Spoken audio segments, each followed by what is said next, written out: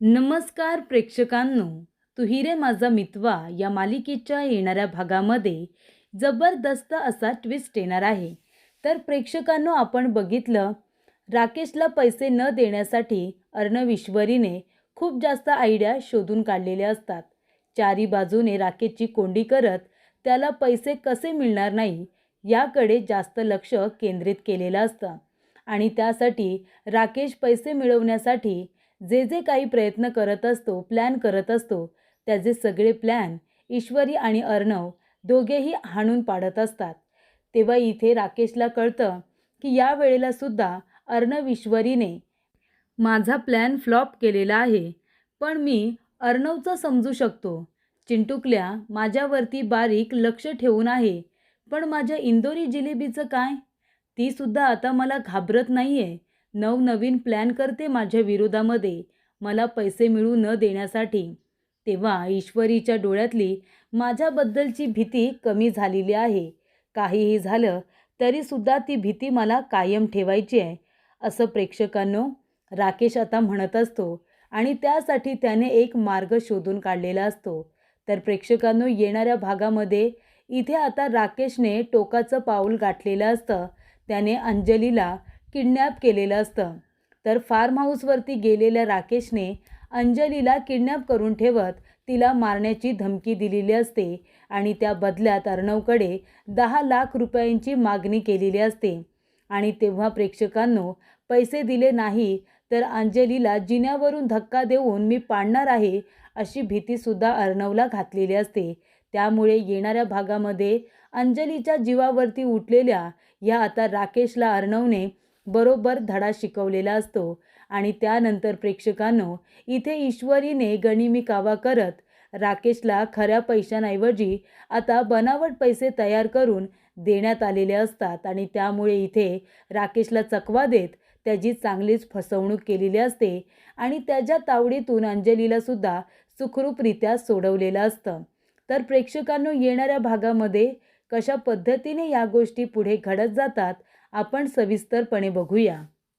तर प्रेक्षकांनो, आपण बघितलं, इथे राकेशने अंजलीला एक स्टोरी सांगितलेली असते की त्याने एका गरीब कुटुंबाची केस घेतली. पण आता त्याचे जे विरोधी आहेत ते राकेशला मारतायत. पण इथे राकेशने त्या माणसांना वचन दिले की मी तुम्हाला तुमचे 10 लाख रुपये मिळवून देणार. पण आता ते पैसे मी कुठून देऊ? तेव्हा अंजलीकडे त्याने पैशांची मागणी केलेली असते. अंजली म्हणते, मी देईन तुम्हाला ते पैसे, पण तुम्ही ही केस सोडून टाका.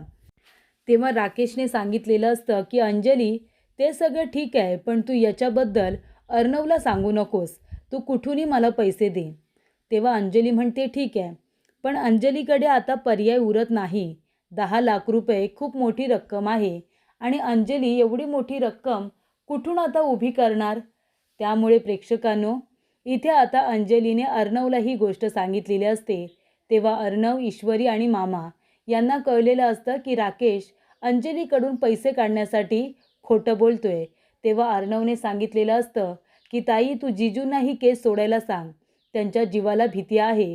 त्यानंतर ही केस देशमाने वकिलांना देऊया, म्हणजे जिजू या सगळ्यातून बाहेर पडतील. देशमाने वकील खूप मोठे नावाजलेले वकील आहेत आणि त्याचबरोबर त्यांना इथे गुंडांचा पाठिंबासुद्धा असतो. त्यामुळे त्यांना ही केस घेऊ देत. तेव्हा इथे आता ईश्वरी अर्णवने त्याची ही केससुद्धा त्याच्याकडून काढून घेतलेली असते आणि त्याचा हा डाव पूर्णपणे उधळून लावलेला असतो. अंजली सांगते की तुम्हाला ही केस लढायची काही गरज नाही, तुम्हाला कुणाला पैसे द्यायची सुद्धा गरज नाही. चिंटूने ही केस आता देशमाने वकिलांना घ्यायला सांगितले. मी तुम्हाला नंबर पाठवलाय, तुम्ही देशमाने वकिलांजवळ लवकरात लवकर बोलून घ्या.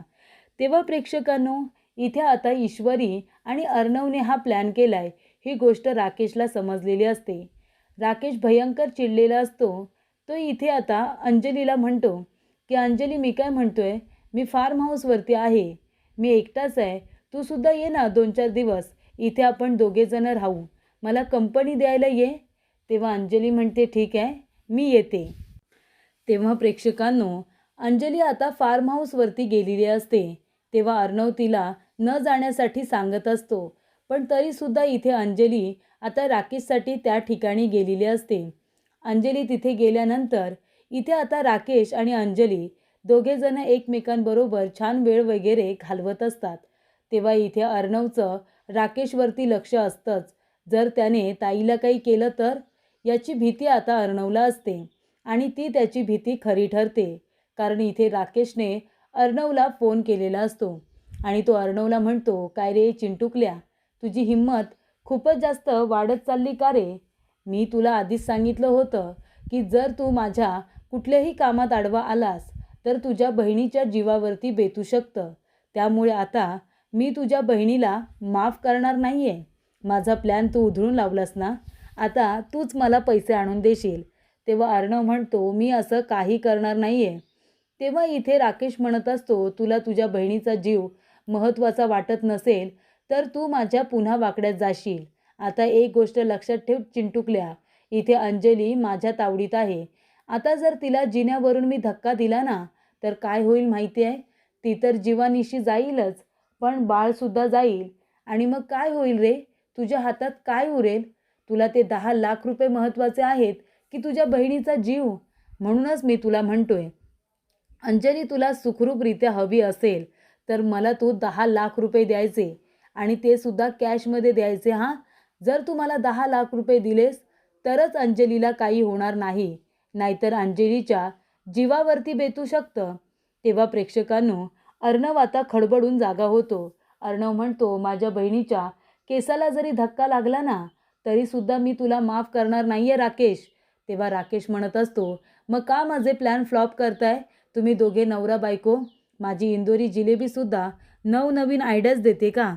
आता जर तुम्ही मला लवकरात लवकर 10 लाख रुपये दिले नाही ना तर तुम्हाला अंजली इथे हातपाय तुटलेला तरी दिसेल, नाहीतर बाळ तरी जाईल. एकदा का बाळ गेलं की अंजली वेडी झालीच म्हणून समजा. आता तुम्ही ठरवा तुम्हाला काय हवंय ते. तुला तुझी बहीण सुखरूपरित्या हवी आहे की तुला ते 10 लाख रुपये अंजरून गोंजारून ठेवायचे आहेत, याचा विचार तू कर. तेव्हा प्रेक्षकांनो, इथे आता अर्णवला खूप मोठा धक्का बसलेला असतो. माझ्या बहिणीला जर काही झालं ना राकेश तर मी तुला सोडणार नाही. तेव्हा राकेश म्हणतो, ठीक आहे, पण मी तुझ्या बहिणीला मारेन आणि स्वतः जेलमध्ये जाऊन बसेन. कळलं तुला? तेव्हा प्रेक्षकांनो, इथे आता राकेश म्हणतो की जर मी तुझ्या बहिणीला धक्का दिला आणि जर ती पडली तर त्याच्यामध्ये माझं नुकसान काय आहे? मी तर हेच सांगेन ना, ती प्रेग्नेंट होती, तिचा पाय घसरला आणि ती पडली. मी माझ्यावरती काहीसुद्धा येऊ देणार नाही, त्याची काळजी मात्र मी बरोबर घेईन. तेव्हा प्रेक्षकांनो, इथे आता अर्णव म्हणतो, ठीक आहे, 10 लाख रुपये मी तुला लगेचच आणून देईन. मला थोडा वेळ दे, कारण एवढी कॅश मला जमा करायला वेळ लागेल. तेव्हा इथे राकेश म्हणतो, अजिबात घाई करू नको. तुझ्या बहिणीला लगेच मी काही नाही करणार रे. तीसुद्धा माझ्यासाठी इथे पैशांचा खजिनाच आहे ना. मी तिला काही करणार नाही. स्वतःपेक्षा जास्त मी तिची काळजी घेईन आणि तसंही ती माझी बायको पण आहे. मला काळजी आहेच तिची. फक्त आता पैसे द्यायला घाई कर. उद्या सकाळपर्यंत पैसे तू स्वतः इथे घेऊन नाही आलास तरी चालेल. ड्रायव्हरबरोबर पैसे पाठवून दे. कळलं का? तेव्हा इथे अर्णव म्हणतो, नाही, मी स्वतः तुला 10 लाख रुपये तिथे द्यायला येईन. एकदा का मी पैसे दिले की माझ्या बहिणीला तू माझ्याकडे सोडायचं. जर तसं केलंस तरच तुला पैसे मिळतील. ही गोष्ट लक्षात ठेव. तेव्हा प्रेक्षकांनो, इथे आता राकेश म्हणतो, ठीक आहे रे, जा तुझ्या बहिणीला घेऊन, फक्त पैसे लवकर घेऊन ये. तेव्हा प्रेक्षकांनो, अर्णव टेन्शनमध्ये आलेला असतो. ईश्वरीवर म्हणते, अर्णव सर काय झालं? कसला विचार करताय? अहो त्या राकेशचा प्लॅन आपण उधळून लावला ना. तेव्हा इथे अर्णव म्हणतो, तुला माहिती आहे का, ईश्वरी ताई राकेशकडे गेले. तेव्हा ईश्वरी म्हणते, हो मला माहिती आहे. तेव्हा अर्णव म्हणतो, त्या राकेशने मला फोन केला होता. जर मी त्याला 10 लाख रुपये दिले नाही तर तो ताईला जिनेवरून धक्का देऊन मारेल. तेव्हा आता त्याला 10 लाख रुपये देणं गरजेचं आहे. ईश्वरी म्हणते, अच्छा, म्हणजे आता पैशांसाठी तो इतका खालच्या पातीला गेलाय का? म्हणजे आता पैसे हवेत म्हणून तो आपल्याला घाबरवतोय, अंजलीताईंना जीवे मारण्याची धमकी देतोय. आता हा त्याने प्लॅन केलेला आहे. ठीक आहे, मग आपण त्याला पैसे देऊया. तेव्हा अर्णव म्हणतो, माझ्याही डोक्यात तेच आलंय. तेव्हा ईश्वरी म्हणते, फक्त एक काम करा, थोडेसेच पैसे आणा. तुम्ही कितीच्या नोटा देणार आहात? तेव्हा इथे अर्णव म्हणत असतो की तू म्हणशील त्याच्या नोटा आपण देऊया. तेव्हा प्रेक्षकांनो, ईश्वरी म्हणते, 500-500च्या नोटा घेऊन या आणि थोडेच पैसे आणा. आणि एक काम करा, आता खोटे पैसे बनवतात ना, बनावट पैसे, त्या ठिकाणी द्या आणि तिथे गेल्यानंतर 10 लाखांची ऑर्डर द्या. 10 लाख रुपये आपल्याला खोटे हवेत, बनावट नोटा हवेत, हे त्या लोकांना सांगा. तेव्हा प्रेक्षकांनो, ईश्वरी आणि अर्णव दोघेजण जातात. अर्णवने आता 500-500ची कॅश काढलेली असते, फक्त 10,000 रुपयांची. आणि त्यानंतर ते लोक ज्या ठिकाणी बनावट पैसे बनवले जातात त्या ठिकाणी जातात. तेव्हा इथे अर्णवने आपले कॉन्टॅक्ट्स वापरलेले असतात. तेव्हा कुठल्या ठिकाणी बनावट पैसे बनवतात ते आता अर्णवला सांगण्यात आलेलं असतं. तेव्हा प्रेक्षकांनो, इथे अर्णव आता खोटे पैसे बनवून घेतो आणि त्यानंतरला खोटे पैसे बनवून झाल्यानंतर ईश्वरी प्रत्येक 500 रुपयाच्या बंडलवरती 2-2 खऱ्या नोटा लावते. त्यानंतर प्रेक्षकांनो, 10 लाख रुपये तिने खोटे तयार करून घेतलेले असतात. प्रत्येक एका बंडलवरती तिने आता 2 500च्या खऱ्या नोटा लावलेल्या असतात. तेव्हा प्रेक्षकांनो, इथे आता राकेशला तिला उल्लू बनवायचं असतं. राकेशकडून अंजली ताईला वाचवायचं सुद्धा असतं आणि त्याचबरोबर त्याला खरे पैसेसुद्धा मिळू द्यायचे नसतात. अशीच त्याची कोंडी करायची असते. आणि तेव्हा प्रेक्षकांनो, इथे आता ईश्वरीने सगळे पैसे एका बॅगमध्ये टाकलेले असतात आणि प्रत्येक इथे नोटीवरती, प्रत्येक बंडलवरती 2 खऱ्या नोटा. आणि हे पैसे घेऊन आता अर्णव फार्म हाऊसच्या बाहेर जातो. त्यानंतरला राकेशला फोन करून तिथे बोलावतो. तेव्हा इथे राकेश म्हणतो की मी आता अंजलीला सांगणार आहे की तू इथे तिला घेऊन जायला आलायस. हे कारण मी तिला सांगणार आहे. पैशांबद्दल एक शब्दसुद्धा तिच्यासमोर बोलायचा नाही. तेव्हा इथे अर्णव म्हणतो, मी पैशांबद्दल ताईला काही सांगणार नाही आहे. हे घे पैसे. तेव्हा राकेश म्हणतो, 1 मिनिट थांब. मी काय इथे खोटं पैसे घ्यायला उभा आहे का? मी खरोखर तुझ्याकडून पैसे घेणार आहे. तेव्हा मला पैसे तर चेक करू दे. मला इथे मूर्ख तर बनवत नाही आहेस ना? तेव्हा प्रेक्षकांनो, इथे आता बॅगची चेन उघडल्यानंतर राकेशला सगळ्या खऱ्या नोटा दिसतात. एक बंडल घेतो आणि तो उघडून बघतो तर त्याला ते सगळे खरेच पैसे वाटतात. तेव्हा प्रेक्षकांनो, राकेश ती बॅग घेऊन बाजूला ठेवून देतो आणि अंजलीला म्हणतो की अगं अर्णव आलाय तुला घ्यायला. तेव्हा अंजली म्हणते, अरे चिंटू, तू का आलास? 2-3 दिवस मी इथे राहणार होते ना. तेव्हा अर्णव म्हणतो, ताई अगं आजी तुझी खूप काळजी करते. आजी म्हणते की या दिवसांमध्ये तू जास्त वेळ असं बाहेर राहायला नको. तेव्हा आजीने तुला यायला सांगितलंय आणि जिजूसुद्धा येतील ना. तेव्हा प्रेक्षकांनो, इथे आता अंजली म्हणते की आता त्यांच्यावरचं संकटसुद्धा बाजूला झालंय. तू देशमानेंना त्यांची आता केस दिलीस ना. तेव्हा अर्णव म्हणतो, ठीक आहे, मग आता चल बरं तू घरी. तेव्हा इथे राकेश म्हणतो की अंजली तू एक काम कर, तू अर्णवबरोबर घरी जा. मी तुला थोड्या वेळानंतर घरीच भेटतो. तेव्हा अंजली म्हणते, ठीक आहे. अंजली आता गाडीमध्ये बसते. अर्णव तिला लगेचच घरी घेऊन जातो. तेव्हा प्रेक्षकांनो, इथे आता राकेशने ते सगळे पैसे आता बघितलेले असतात. त्याला ते खरेच वाटलेले असतात. तेव्हा राकेश ते पैसे घेऊन जातो त्या गुंड माणसांकडे आणि म्हणतो, हे घ्या रे, हे घ्या, पैसे घ्या. तुमचे पैसे मी तुम्हाला तोंडावरती फेकून मारणार होतो, पण आता एवढे दिवस थांबलात म्हणून तुमचा आदर करतो. हे घ्या तुमचे 10 लाख रुपये. तेव्हा प्रेक्षकांनो, राकेश आता 10 लाख रुपये देऊन जाणारच असतो. तेवढ्यातच तो गुंड माणूस म्हणतो, ए थांब रे थांब, 1 मिनिट थांब. आणि तेव्हा प्रेक्षकांनो, इथे आता गुंड माणूस त्यातला एक बंडल घेतो आणि तो ते पैसे व्यवस्थित उघडून बघतो. तेव्हा इथे तो माणूस म्हणतो, काय रे, आम्हाला मूर्ख समजलास का? आत्ताच्या आता इकडे ये. तेव्हा राकेशला आता सगळेजण पकडतात आणि त्यानंतर प्रेक्षकांनो, इथे आता ते खोटे पैसे उघडून बघितलेले असतात. तेव्हा वरती फक्त आम्हाला फसवण्यासाठी 2 खऱ्या नोटा लावलेल्या आहेत आणि बाकी खाली सगळे खोटे पैसे आहेत का? आम्हाला इथे मूर्ख बनवायला आलास का?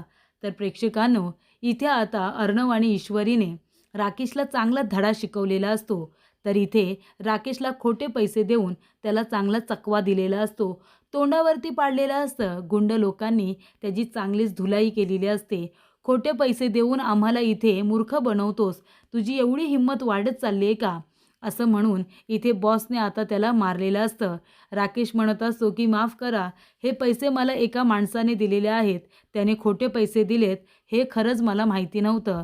तेव्हा प्रेक्षकांनो, इथे आता राकेशची मरेपर्यंत चांगली धुलाई केलेली असते. तर अशा रीतीने अर्णवने आता आपल्या बहिणीच्या जीवावरती उठलेल्या राकेशला चांगला धडा शिकवलेला असतो. तर ईश्वरीने गनिमी कावा करत खोटे पैसे देत इथे आता राकेशची त्या गुंड माणसांना चांगलीच धुलाई करायला लावलेली असते. तर अशा रीतीने प्रेक्षकांनो, इथे आता राकेश स्वतःच्याच प्लॅनमध्ये फसलेला असतो. अर्णव ईश्वरीने खूपच छान पद्धतीने युक्तिवाद करत इथे आता राकेशला त्याच्याच प्लॅनमध्ये फसवलेलं असतं आणि अंजलीला त्याच्या तावडीतून सुखरूपरित्या सोडवत अर्णवने घरी आणलेलं असतं.